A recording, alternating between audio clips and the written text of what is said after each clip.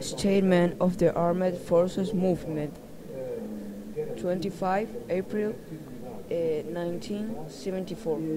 Here speaking is the command post of the Armed Force Movement. The Portuguese Armed Force call on every inhabitant of Lisbon to return to their homes, in which they must really remain calmly.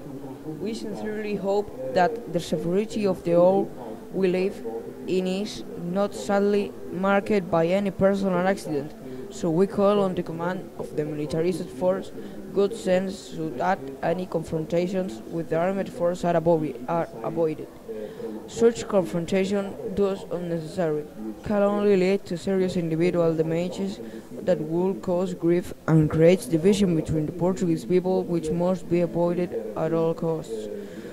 Notwithstanding the explicit concern of non-wanting to see a single drop of blood of any Portuguese person, we call on middle-class civic and professional spirit, hoping that they speak hospitals in order to offer their eventual collaboration, which is decided to be truly unnecessary.